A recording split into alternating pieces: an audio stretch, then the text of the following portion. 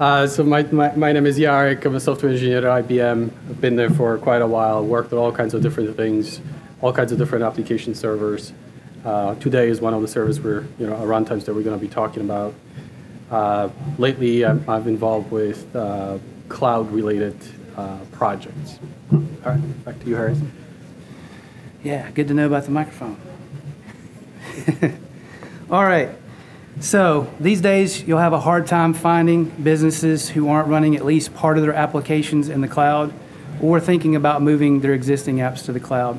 This presentation focuses on the challenges of a Java-based cloud-native environment and provides innovative solutions to those challenges. So we'll start by talking a little bit about the Java ecosystem and why that's important. We'll also talk about developer experience and why a shift to the cloud isn't just about moving workloads, it's also about transforming the developer experience.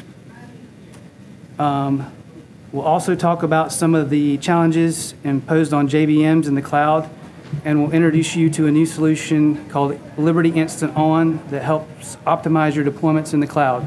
And then lastly, we'll do a few demos and sprinkle those throughout so that you can get an idea of how these things work. So, give me 1 second. I'm going to make this a little bit bigger so I can see it.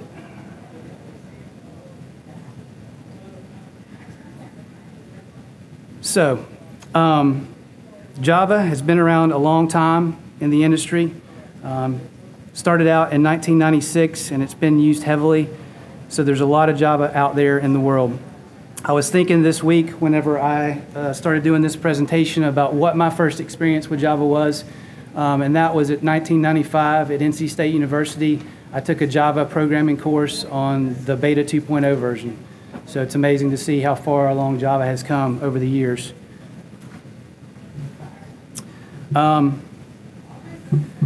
Another thing about Java is the vibrant open source community. There's a lot of open source out there in the ways of libraries and tools. If you were to look at Maven Central, for example, there's millions and millions of libraries out there to help developers create applications to facilitate that development process and make things faster. Java, as of Java 9, the development cycle has gotten faster, so they're on a 6-month rotation. So that allows developers to get the latest and greatest features in Java and be able to use those. So that's a great thing too. So let's talk a little bit about developer experience. So as you move on-premise and monolithic applications and workloads to the cloud, those will be in a microservice model, and it requires evolving your organization and your delivery process. So it's important to note that you don't want to just take your existing application and move it straight into the cloud. You want to take that application and you want to break it down into microservices and take advantage of the cloud.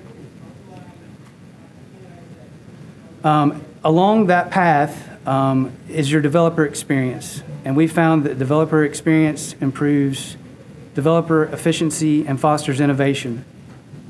And so what you'll need to get that efficiency is to have open cloud native APIs as well as a quality runtime and a set of development tools. All right, so what is Open Liberty? By a show of hands, how many people in here have used Open Liberty or used it in their day job or have heard of it? Okay, not a lot of hands. I'd like to see more hands. But what Open Liberty is it's an open source Java runtime designed for modern cloud native development. So you can learn more about Open Liberty by going to openliberty.io. You can get the code. We have about 60 guides out there that take Java technology and implement them with Open Liberty. A great learning experience. A good majority of those guides have a button called Run in the Cloud, so you can run it. You get a nice VS Studio looking interface, and you can do the guide. We also have on the website, we also have blogs that give you the latest and greatest news about Open Liberty. We are also here at the conference this week. We're in booths 26 and 27 out on the main entrance floor. We're demoing the Liberty Space Rover, which is an IoT interactive game. Basically, we use hand gestures and navigate the rover around the board using microservice architecture. So we want our developers to have a good experience and foster innovation, and Open Liberty is extremely developer friendly. So let's talk about some of those features. Just enough runtime. The nice thing about Open Liberty is that it's composable. You only configure the things that your application needs. So you've got a nice lightweight package when you run your application. Zero migration. We've got a zero migration policy that we work really hard on so that if you want to go from an older version of Liberty or Open Liberty to the latest and greatest, you don't have to change any of your code or configuration. You should be able to run. We're API rich. We support Jakarta EE, Java EE, MicroProfile, and Spring Boot. MicroProfile is probably the one to point out around cloud native development. That's what that specification and set of APIs is for. It does things like give you fault tolerance, metrics, health, rest. So it's a lot of APIs that will save developers time when they start doing cloud native development. Cloud ready, we have production ready container images containing Open Liberty with various different versions of Java, etc. So you're ready to go to the cloud. Then we also have dev mode, which is a way to do development work, and you get immediate feedback whenever you change configuration or source code. So let's talk a little bit about dev mode. So what is dev mode?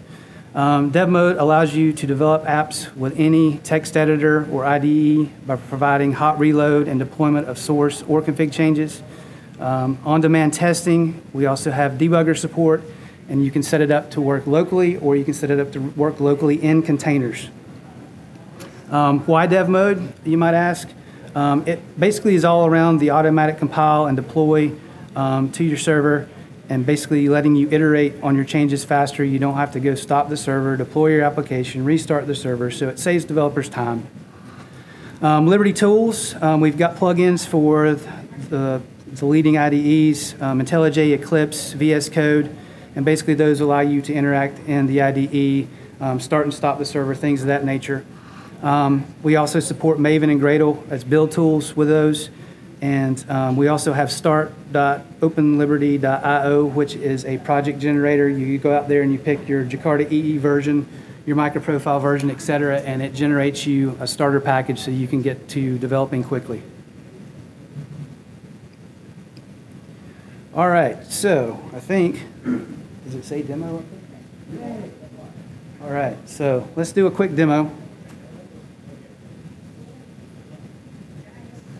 All right, so what I'm going to demo to you today is basically a REST application. So I'm just going to point out the fact that the server is down. And so I'm going to start Liberty in developer mode using Maven. And so as I do that, the server is going to start up. And I've already created some of the files that I'm going to be changing, but basically I'm going to take you through changing source code and configuration. I'm not going to show the debugging and the containers just because of time. Jarek has a lot of slides. All right, so let's let the server come up here. And what this REST application is basically it's just reading the system properties and feeding those back. It's also got MicroProfile health with it, so it's got a health endpoint. And we'll give it just another second. My machine is very slow.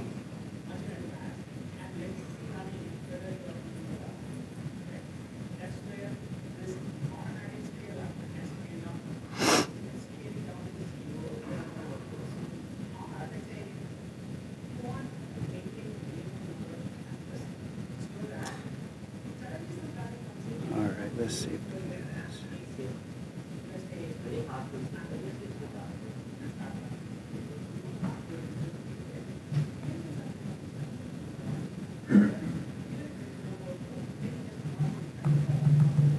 Is that better?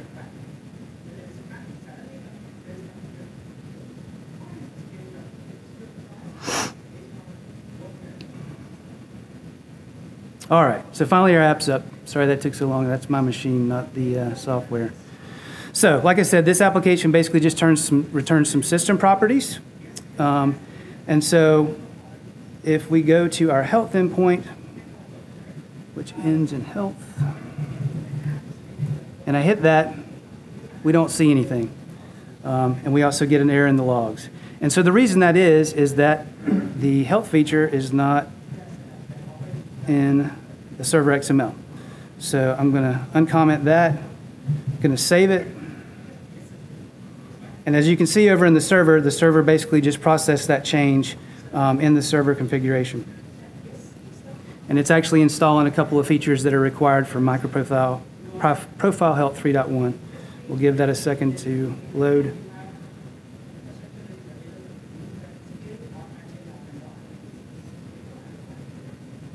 And as I mentioned, this is the main app, the health portion is there, which is calling this health endpoint.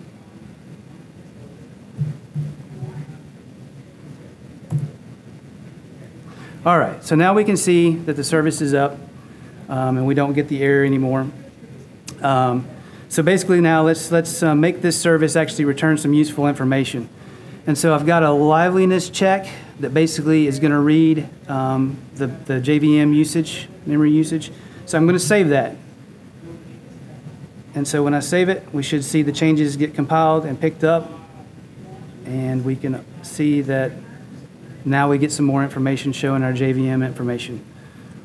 So let's add on to that and do this system readiness check. So let me save that. And basically this is reading the server XML for a property to show if you're in maintenance mode or not. So we do that. Again, the server picks up the changes, deploys them.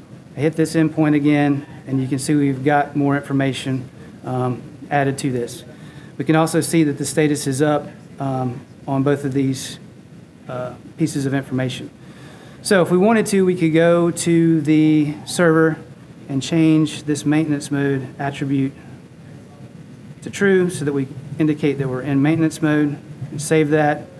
And now if we reload the endpoint, we see that the status is down. And I'm going to change this back really quick because it affects my test cases.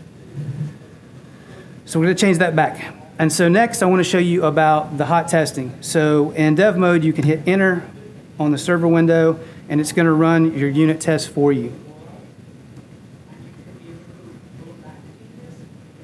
And so there we can see that it ran one test.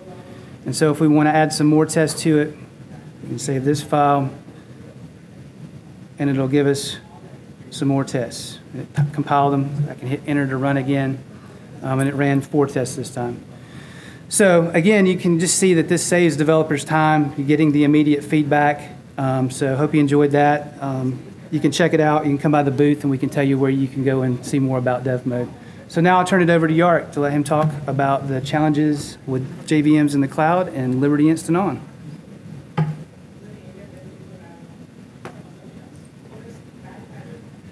So are there any questions so far on what Harry covered?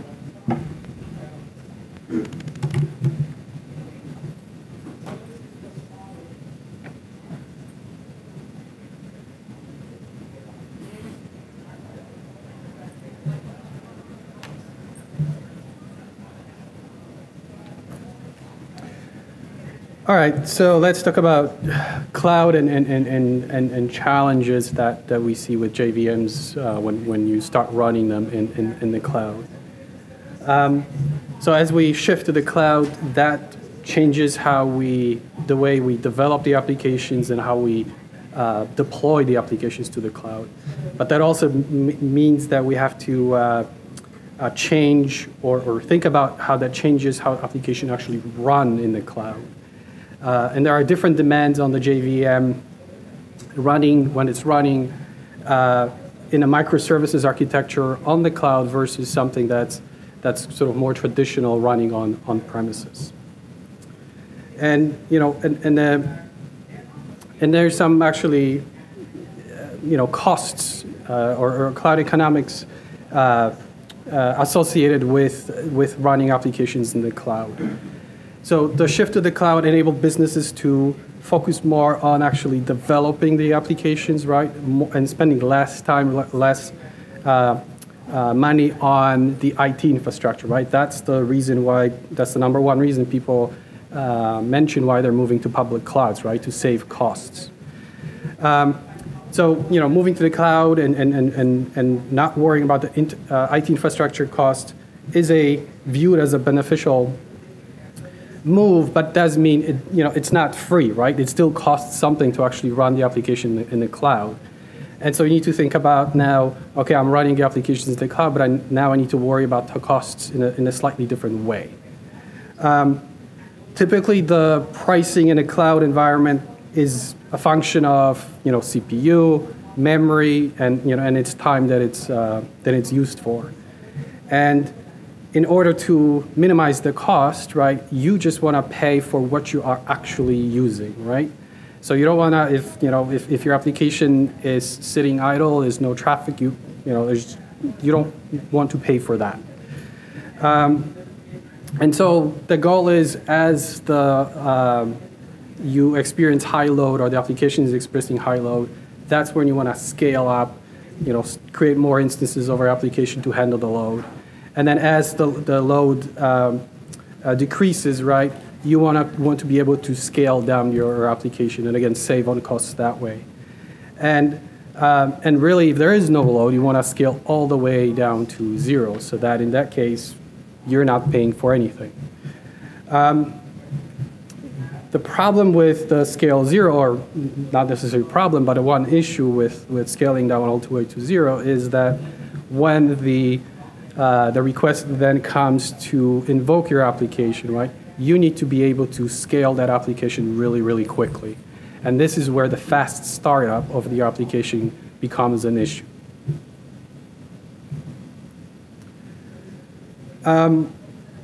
So the JVMs traditionally have been designed for in portability and flexibility in mind, right? Think about the slogan we used to hear, write once, run anywhere, right?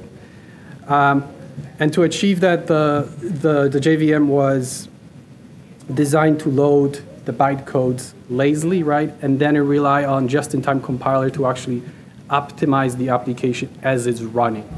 And what that meant is the application, the JVM started up slowly, right? Because the just-in-time compiler didn't have time to optimize that code. But once the application got going and just-in-time compiler kicked in, it actually did a really good job of optimizing the application and actually achieving a high throughput for your application. And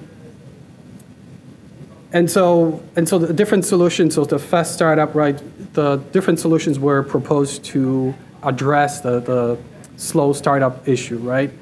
Think of things like dynamic ahead of time compilation and class metadata persistence. So basically caching some of the class metadata that the JVM needs to parse before it actually loads your classes and reusing that on subsequent runs, right? So that was one approach that was used with JVMs. And that actually did a fairly decent job of optimizing or improving the startup time on subsequent runs. Another approach that's available is actually taking the application and compiling it to a native image, right? So that approach does achieve really excellent, startup performance time because you're essentially starting a native binary, right? So it's right there, you're up and running within milliseconds. However, with the native images, there are some certain drawbacks that that the application might see. And one of the things that we see, for example, is the performance, right? So with the traditional applications, JVM-based application, I mentioned just-in-time compilers.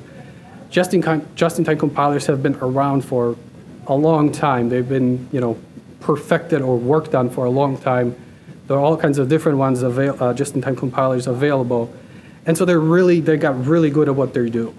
And so in terms of the peak performance and high throughput, the just-in-time compilers are actually outperforming what you can get with the natively compiled image.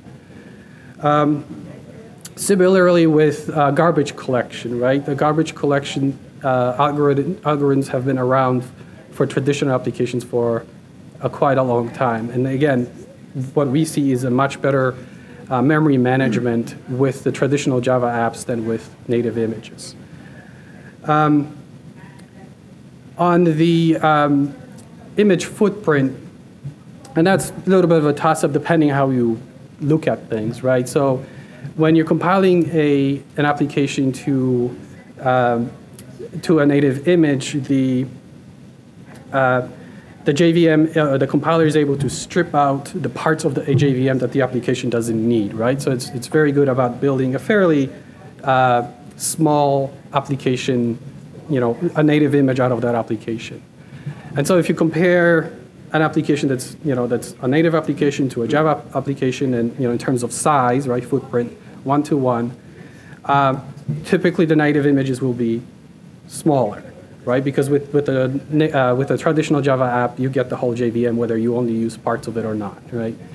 But when you start thinking about multiple applications, and once you start thinking about container images and container layers, if you have 10 applications and you're compiling them to native, you end up with 10 separate containers with native images that contain different parts of the JVM, right? With traditional applications and container layers, you still have 10 images, right, that have the unique application on them. But the layer, the JDK layer or the Liberty runtime layer, you actually are able to reuse them from application to application. And so if you look at it sort of holistically from a higher point of view, the footprint might be actually smaller. Fast build time, right? So that's another potential drawback. What we see with when you compile a native image, that actually takes quite a while to compile a native image as compared to compiling a Java application using the Java compiler. Another aspect is usability, and that could be that could mean a number of different things, or there are different aspects to it, right?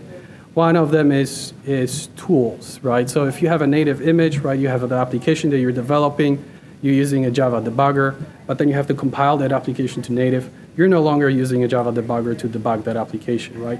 So whoever is the developer or whoever is debugging the application now needs to have more skills, more knowledge to actually debug that application.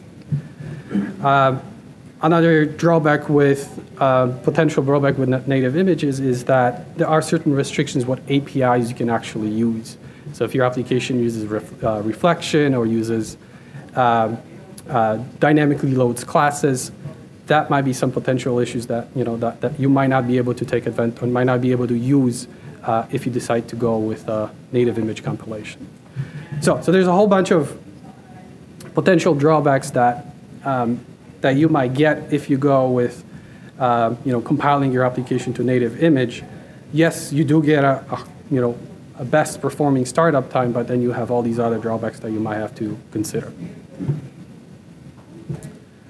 Okay, and so we're talking about here Liberty, and we're proposing a third or sort of another alternative solution that provides the fast startup without compromise. The compromise bit means all those drawbacks that we talked about native images, right? They don't apply anymore. So basically, we have the fast startup, fast throughput, right? And none of the compromises, none of the drawbacks that we just talked about. Now, this Liberty InstantOn technology depends on this new CRYU project. The CRYU stands for Checkpoint Restore in User Space. So it's a Linux technology. It's been around a little bit. It's not it's not super old, right?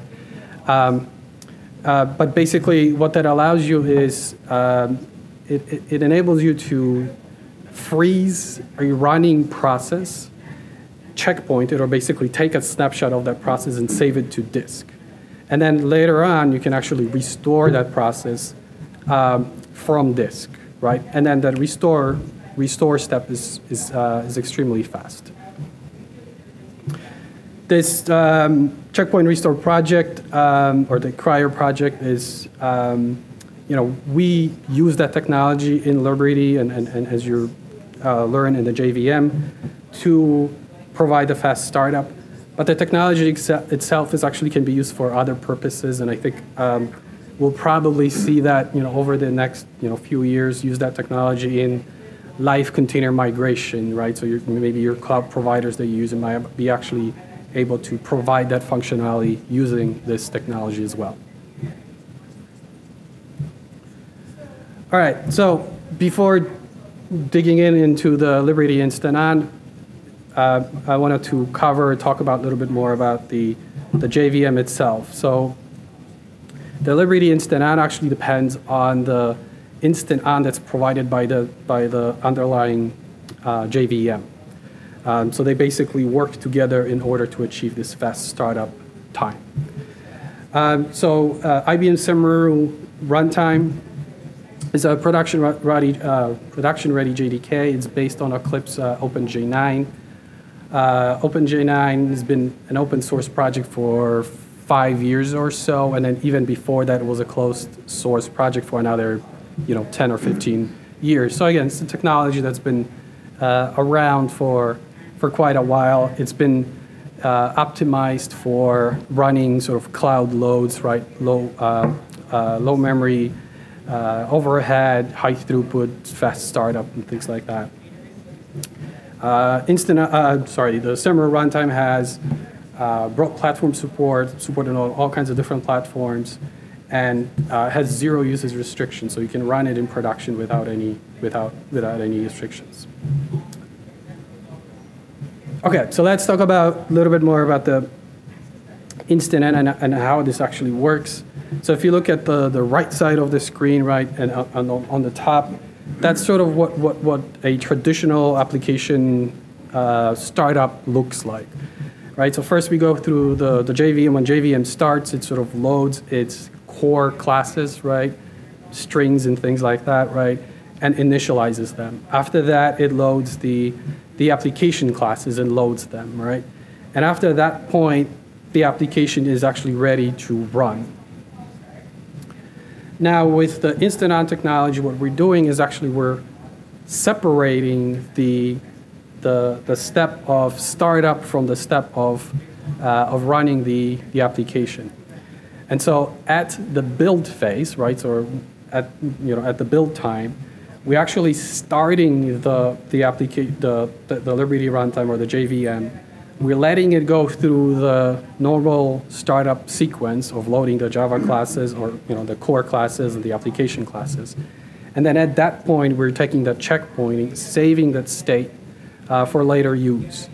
And then at the deployment time, right, when we actually comes time to run the application, that's when we restore that process from that state that we saved. Yes, there's a tiny bit of overhead of doing that restore step, but we're talking about milliseconds, right? And then once that process is restored, then we essentially think of it as we fast forwarded through the startup sequence of the application, and so the application is able to run much more quickly, or get to the state when it's ready to run much more quickly.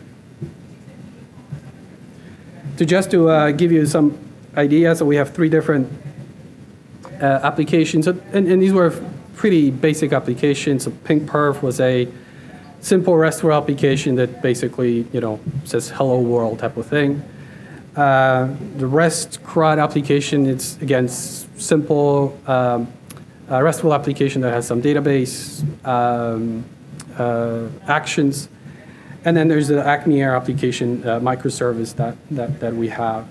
And as you can see, with all of these applications, we achieved about 10 times type of improvement in the startup performance, right? So in the Acme Air microservice case, we went from around 2 seconds to 250 milliseconds of startup time.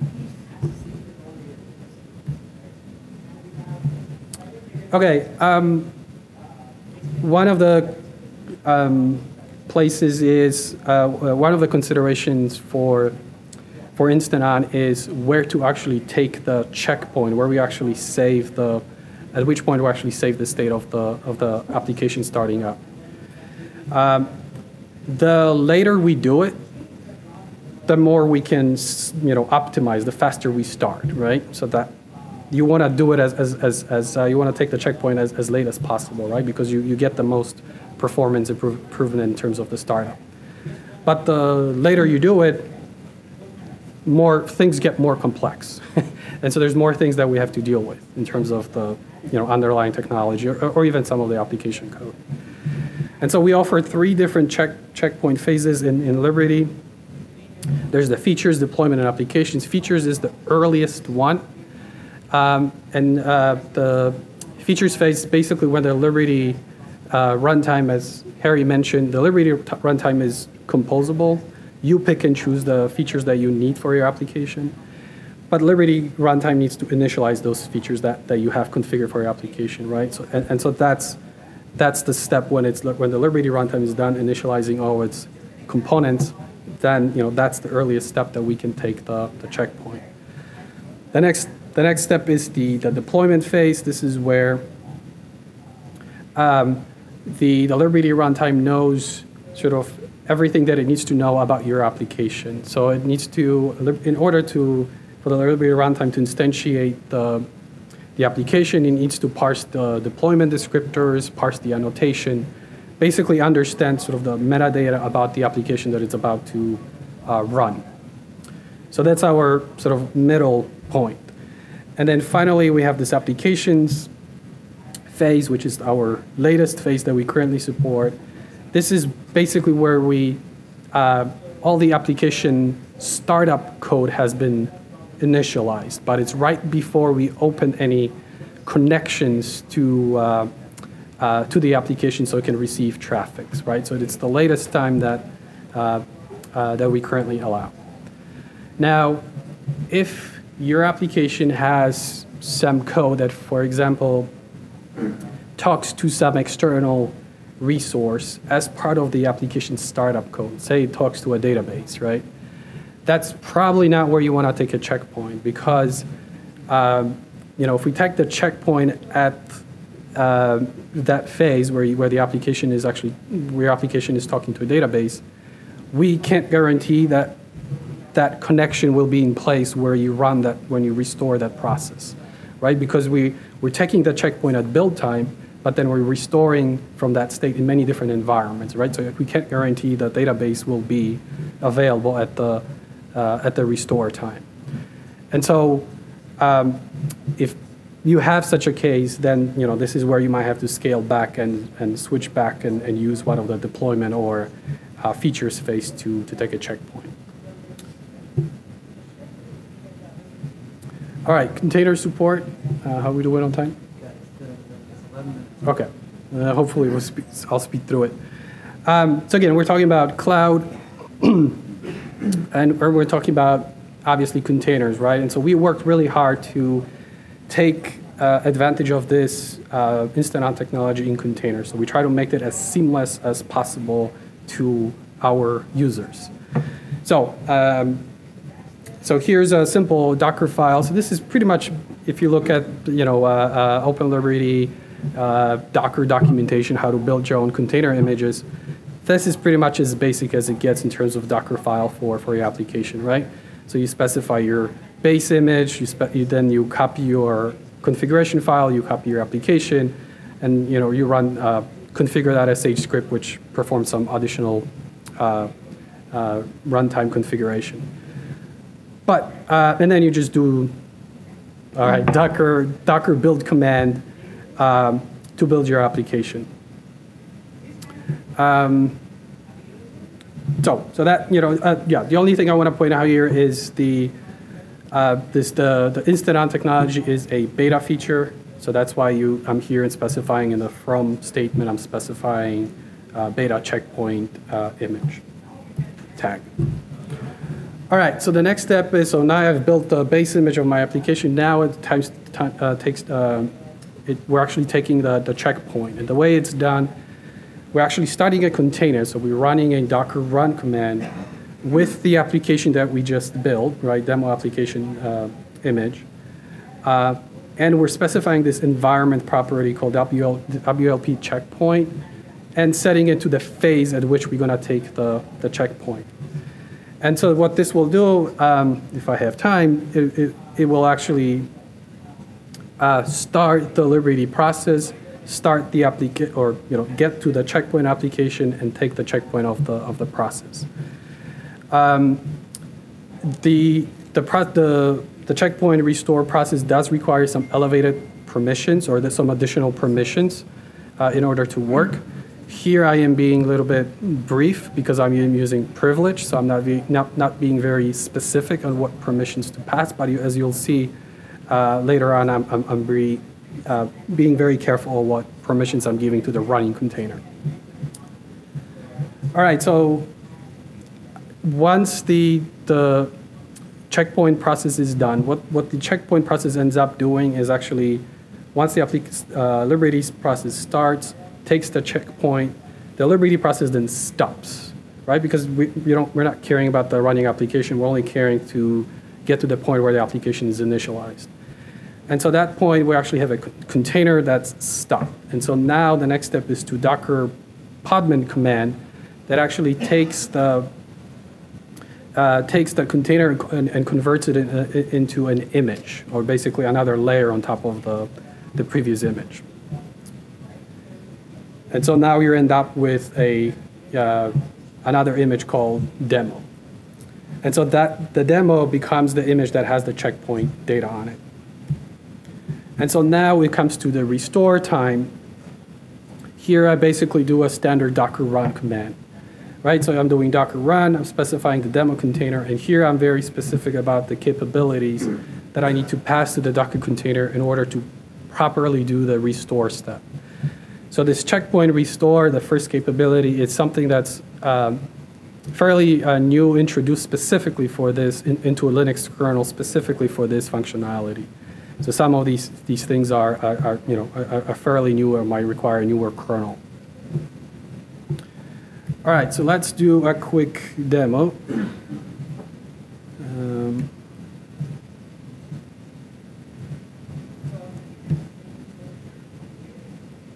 And you see my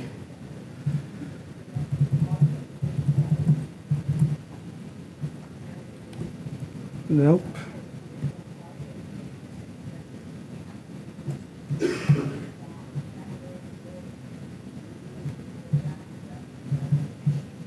Nope, that one. There you go. All right. All right, so here's, I have that really simple application. Here's my Docker file that's from the presentation. Now I have a script that builds my original image, right? So this is just a Docker build command. And I also have run OG script that basically runs that application. Again, if you use Docker, this is pretty straightforward stuff. So let me build the application. You know, I already built this application before, so that's why it's so fast, right? And let me run it now. And so again, this is sort of normal startup processing of Liberty, and you can see that my server started in about 2.6 seconds. Okay, so now let's do InstantOn. So I have a script for building the InstantOn image.